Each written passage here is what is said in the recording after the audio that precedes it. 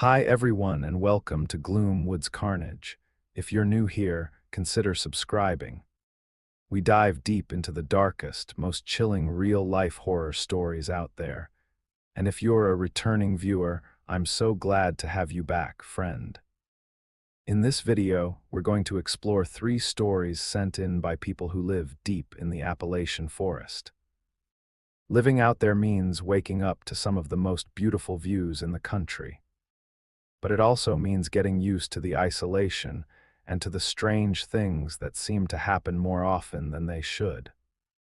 The first story is very real and unfortunately way too common in this country. It's the kind of thing that sticks with you, especially for someone like me who's lived through something similar. The last 2 stories are harder to explain. They don't have clean endings or easy answers, but I keep hearing more and more accounts like these. The final one especially, it's about someone who's not even sure if what they experienced was real or something their mind created. Personally, I think it was real, but I'll let you decide.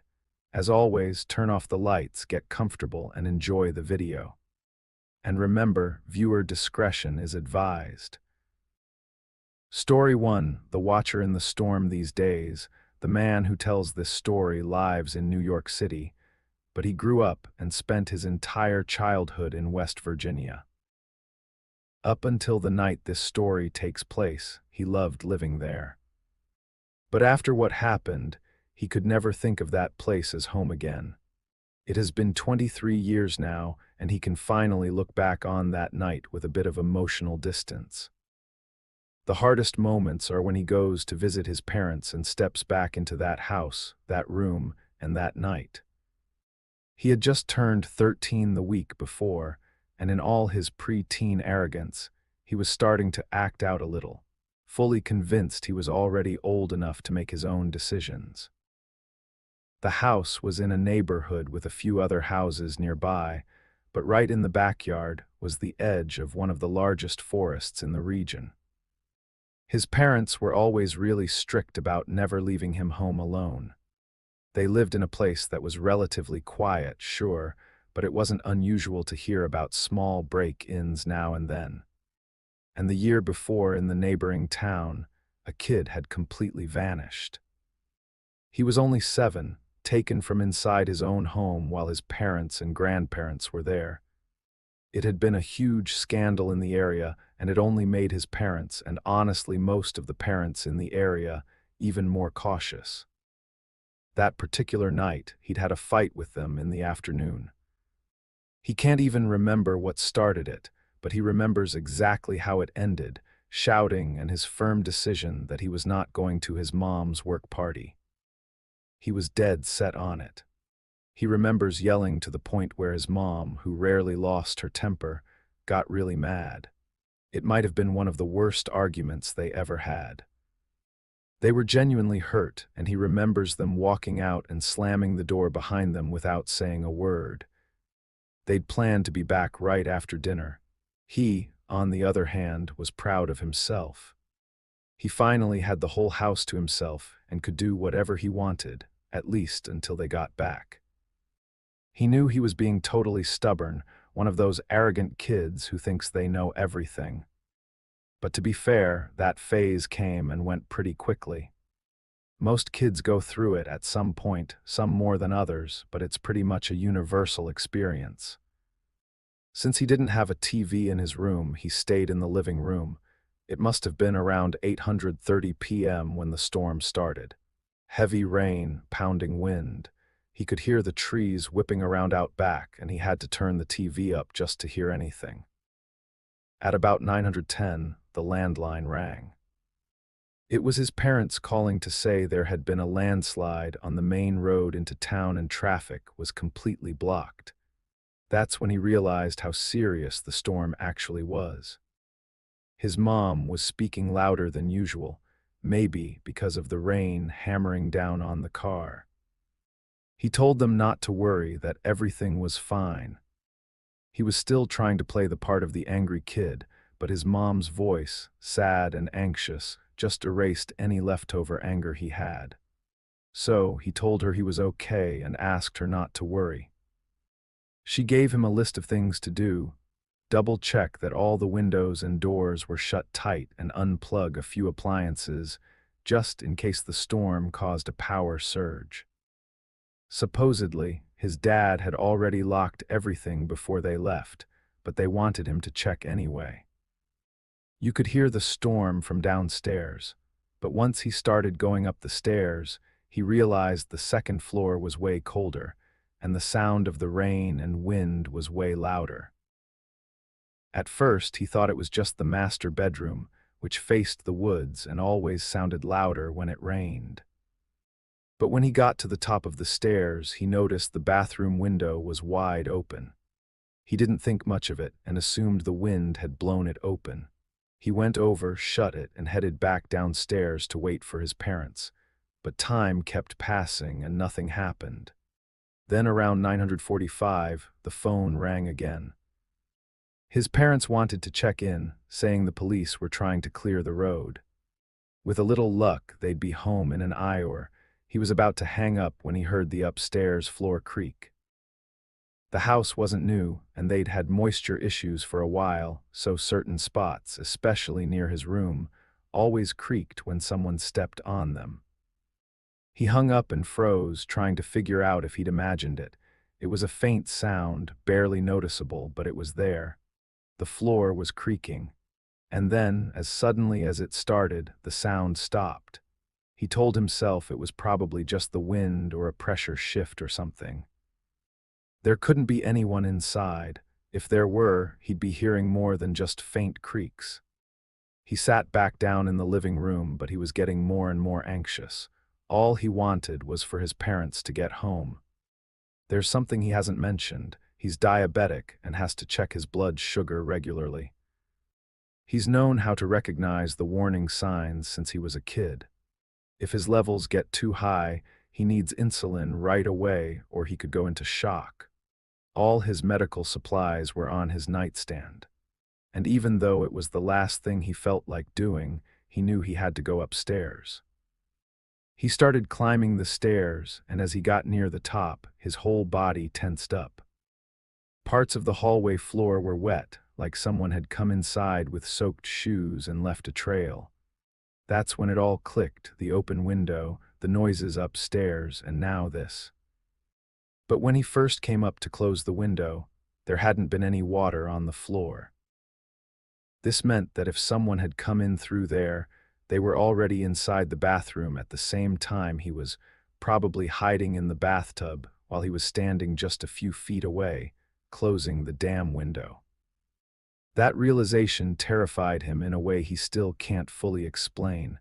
It felt like he almost had a heart attack right there. His room was the first door in the hallway. Then at the far end was the bathroom, and next to it, his parents' room, right where the floor was wet. Very slowly, he stepped into his room and closed the door behind him. His parents had a strict rule: no locking bedroom doors, so they'd taken the key out. In that moment, he would have given anything to know where they kept it. He ran to his nightstand, grabbed his glucose meter, and checked how much insulin he needed. That's when he heard the floor creak again. He grabbed everything and hid inside his closet.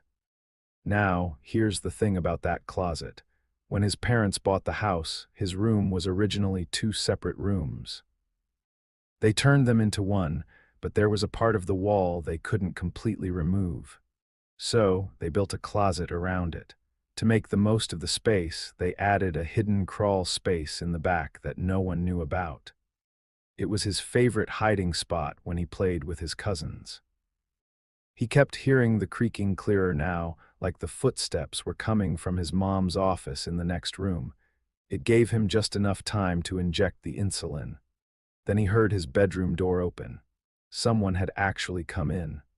By that point, he was already inside the crawl space, and the door was shut behind him. He doesn't think he's ever been so scared in his life. They walked through the room, circled the bed, and peeked behind the curtains. They were definitely looking for him. Then he heard footsteps coming toward the closet. He heard the door open, felt the clothes being pushed to one side. He was sure they'd find him, but after a long silence, the footsteps moved away and he heard them sit down on his bed. He had both hands over his mouth, trying not to make a single sound. And then over the sound of the rain, he heard his parents' car pull into the driveway. The person got up, walked to the window, and opened it. A few seconds later, he heard the front door open. His mom started calling his name. That's when he lost it. He broke down completely, crying like he'd never cried before, like all the fear he'd bottled up suddenly tore its way out. He heard his parents calling louder, maybe already sensing something was wrong, but he couldn't answer, let alone move.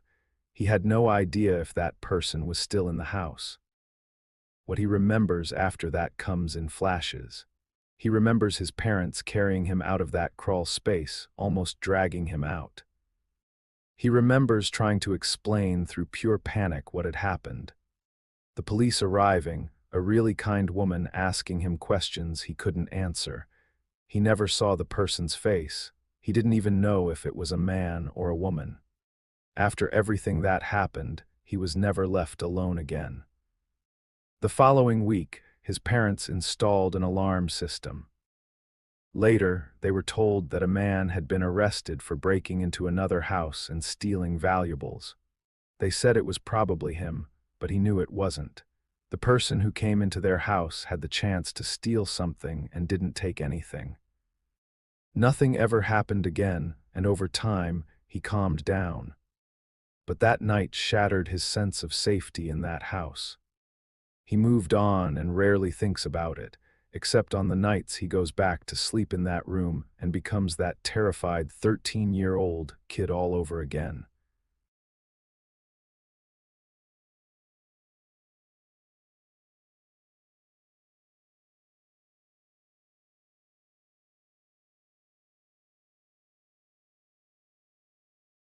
Story 2, The Unwanted Tenant. What is about to be told is something that is still happening as this account is being written.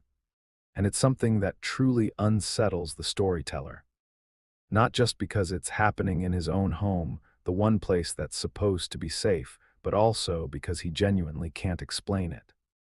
No matter how hard he tries to reason it out, no matter how much he relies on logic, every attempt ends in a dead end. That's why he is turning to others.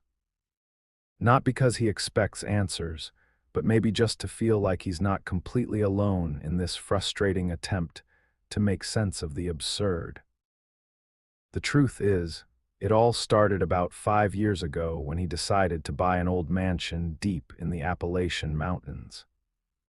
It seemed perfect for what he was looking for, steeped in history, full of old architecture. And although there were several details that weren't disclosed up front, including its exact location, which he legally can't reveal due to a confidentiality agreement he now, in hindsight, realizes he should never have signed. He still believes that anyone from the area or anyone who's seen some of the YouTube videos going around probably knows exactly which house is in question, or at least the general area. The mansion isn't isolated. There are others like it in this region. Just for some context, so no one thinks he's completely insane for buying an old mansion out here, there was a very specific reason he wanted it. He's a historian and has always been deeply fascinated by old houses. Not just their architecture or the way they withstand time, but because they tell stories. Stories about the people who lived in them, the families who came and went, and the secrets they buried in their rooms, their halls, and their attics. He has always believed a house can be a direct reflection of a family's social standing, its ambitions, and its eventual downfalls. Most of his research focuses exactly on that, the buried secrets of once powerful families. When he saw the mansion, or rather this isolated manor, he didn't hesitate. The price was unbelievably low. And even though the place was in terrible condition for a structure over 200 years old, something about it pulled at him. It felt like the house was waiting for someone who understood it. And since he has no family and a stable financial life, he jumped at the opportunity without thinking too much. Today, just a few months after moving in, he sees that as a huge mistake. Even though he bought it 5 years ago, he only moved in this year. The renovations were constantly delayed. Construction crews kept quitting. Some never returned after the first visit, and others walked off mid-project without much explanation, only saying the atmosphere was too heavy. While he tried to rationalize it, chalking it up to travel fatigue or the overactive imagination of superstitious people, he started to realize there was something going on that he just couldn't ignore. For context, the property is surrounded by a vast forest, and because it's classified as protected land, no new construction is allowed there. That was said to be one of the main reasons the house was so cheap. But since his interest was strictly the mansion and its history, that didn't bother him at all. The first few months in the house were strangely quiet. Not because there weren't any sounds, but because everything felt frozen, like time had stopped inside. Even the natural sounds of the forest kept their distance, like nature itself refused to come too close. And it was in that strange stillness that the little things began, small events that at first he tried to dismiss as distraction or fatigue. The first time he noticed something really odd, actually unsettling, was when one of his kitchen knives went missing. Not just any knife, but one of the largest ones, the kind you don't just misplace. He found it days later sitting on top of the bookshelf in his office, right next to an old letter opener he'd been using to examine historic documents. And although he found it strange, he blamed it on exhaustion. Long hours spent organizing archives and decoding old records. Maybe he'd grabbed the knife for opening packages. It wasn't that far-fetched. But then a pair of scissors disappeared from his nightstand and reappeared days later next to the upstairs bathroom sink, a bathroom he rarely ever used. That's when he really started to pay attention. He began noticing that whenever something went missing, it always turned up later, always in parts of the house he didn't frequent, as if someone, or something, wanted him to know they were aware of his routines more than he was comfortable admitting. It sounds bizarre and unsettling, but that's exactly how it felt. In fact, it's how he feels now as he sits writing this from inside the mansion. Like anyone in his position, he started sleeping poorly. He'd wake up in the middle of the night with the distinct sensation that someone else was in the house. But he never heard footsteps, never found open doors. And yet, paranoia began to creep in. That's when he started wondering if someone was somehow getting inside, trying to scare him into leaving, maybe hoping he'd sell the house for even less than what he paid. As far-fetched as that idea sounded, it was the only explanation that seemed remotely rational. Things got worse one night while he was already in bed. Doors and windows were all locked, something he did religiously. That night, he heard 3 solid knocks on his bedroom door. There's no way to describe the terror he felt in that moment. If everything was locked from the inside, then who the hell was outside his door? His heart was racing as he lay there, frozen, not moving, like a kid too afraid to look under the bed. He only got up once the police arrived. After a panicked, trembling phone call, they searched the entire house and found nothing. No signs of forced entry, no footprints, nothing. He knew they weren't trying to dismiss him, but he couldn't help feeling embarrassed, like a scared child needing attention. A few days later, feeling completely drained, he decided to go into town. He needed to pick up some basics, bread, rice, the usual. But more than anything, he needed to breathe, see people, get out of that house. He stopped by the usual grocery store and got into a casual chat with the owner, an older man who's been there forever and pretty much knows the entire history of the town. At one point, without thinking much, he mentioned he'd been living in the mansion up on the hill. As soon as he said it, the owner stopped arranging apples, froze, and looked at him with a strange expression. It wasn't fear like you see in movies, but it wasn't simple curiosity either. It was like he'd heard this story before too many times and already knew how it ended. That's when he told the historian, quietly, as if he didn't want the spirits to hear, that the house has an old reputation, one that goes back generations. That everyone who's ever lived there, and there haven't been many, eventually disappeared. No trace, as if the earth swallowed them whole. Then the house would pass to their children, who did everything they could to get rid of it as fast as possible, and those brave or foolish enough to buy it next, they disappeared too. The same pattern. The strangest part, according to the shopkeeper, isn't the house itself, it's the forest around it. He explained that according to the old folks, that patch of land never accepted the mansion's presence. It was like the house was built in a place that already had an owner, and knowing the history of these mountains, it did. What's truly frightening, he said, isn't ghosts inside the house. It's the ancient presences out there among the trees, beings that have always lived in the forest, that don't like intruders, that don't forget, and that wait for new occupants with a patience that doesn't belong to this world. He came back home with his head spinning. What the old man told him made sense. That's what disturbed him most, because everything he'd been feeling, the misplaced objects, the knocks at odd hours, the constant sense of being watched, fit that story too well. Like for the first time, someone had put into words what he couldn't explain. And yet it clashed with everything he believes in. He has always been rational, grounded. He doesn't believe in spirits, curses, or hidden forces. And yet, there's something there he can't explain, something he can't make fit into logic, no matter how hard he tries.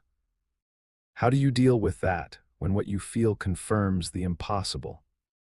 He just sat there on the porch staring at the tree line, not knowing whether what scared him more was what might be out there or the fact that he no longer trusted his own understanding of reality.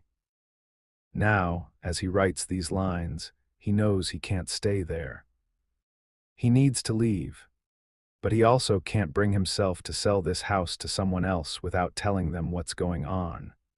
Because no matter how cheap it is, no price is worth the kind of dread that comes with living in a place where you don't know if you're alone, where every creak could be more than just settling wood.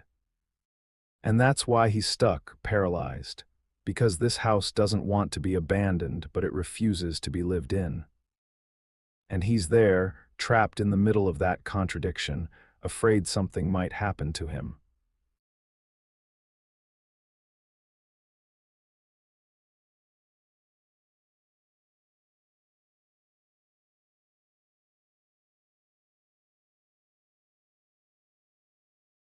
Story 3, The Silent Follower. This is the story of how one man learned the hard way to respect the Appalachian Mountains, and the stories folks have been telling about them for generations.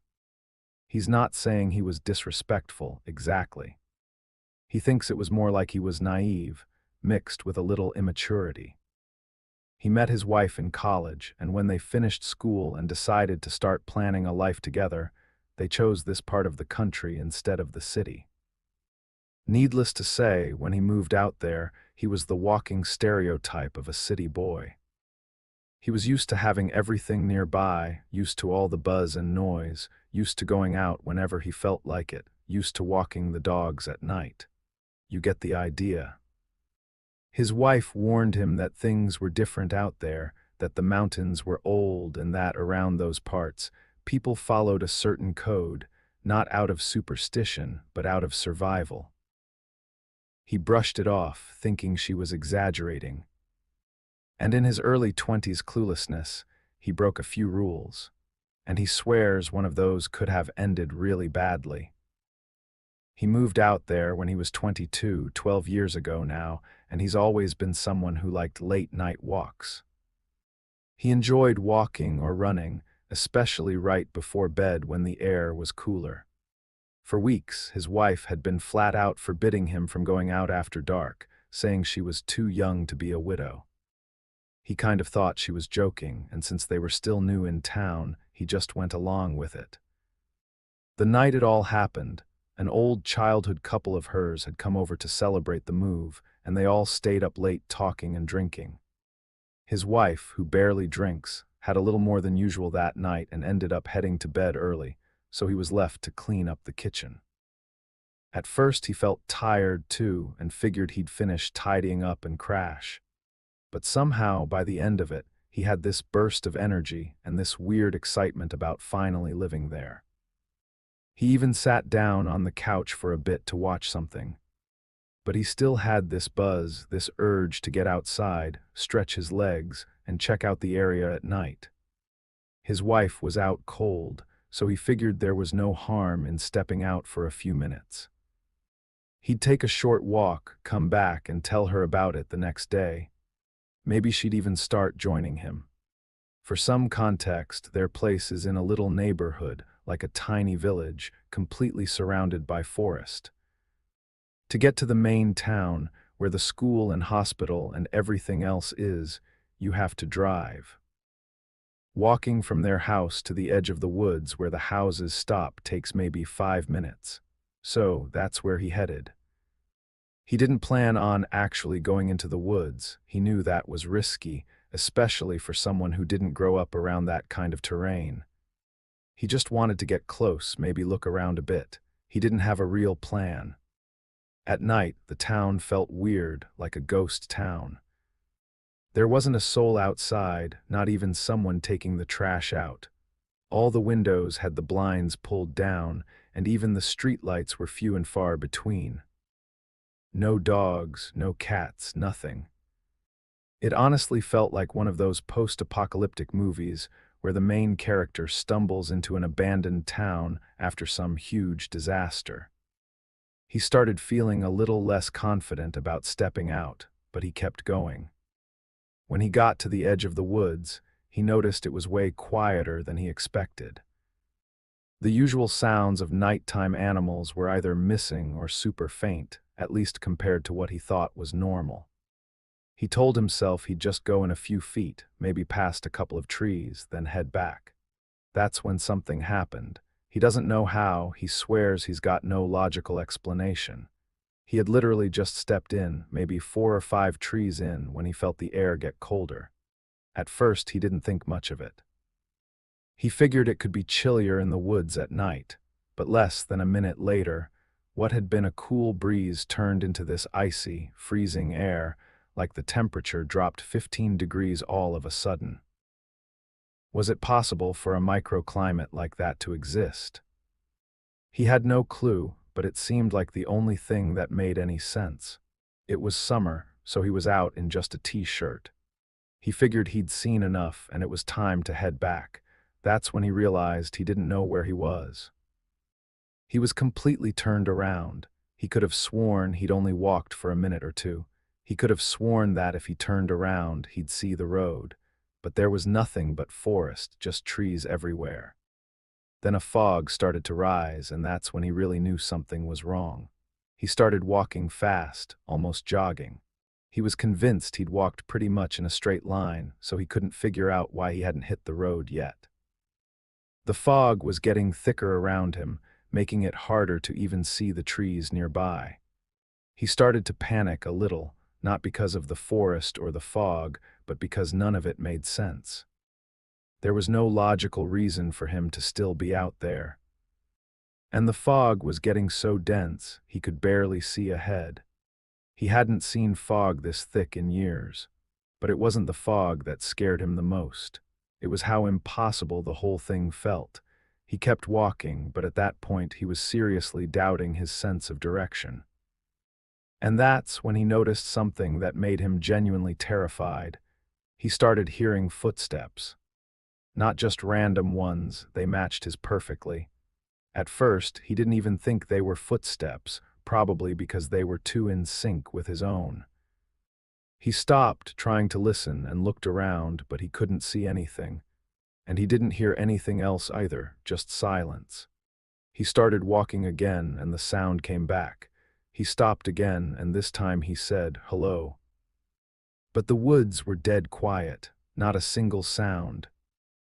Then, while he was scanning through the fog out of the corner of his right eye, he thought he saw a shadow.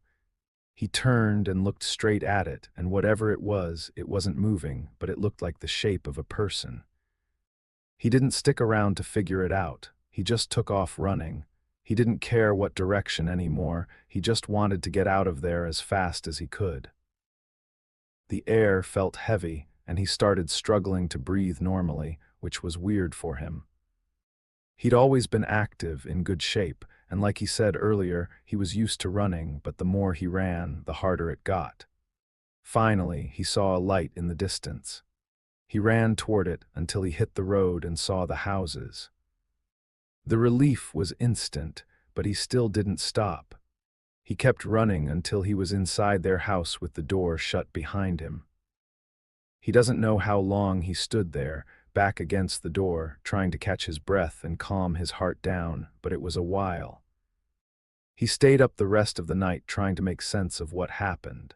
The same questions kept bouncing around in his head. Was someone really out there with him? Or had he drunk more than he realized and freaked out over something totally normal? No matter how much he thought about it, he couldn't come up with a good answer. And by morning, all he felt was a deep sense of embarrassment. He never told anyone what happened, not even his wife. He just felt too stupid. And in the 12 years since, he's never stepped foot into those woods at night again. He loves living there now. And honestly, he feels more like a local than a city guy at this point. But sometimes at night, even when he's inside, he gets this weird feeling, like that cold air from that night is brushing against him again. It's probably all in his head. At least, that's what he keeps telling himself, so he doesn't have to think about that night anymore.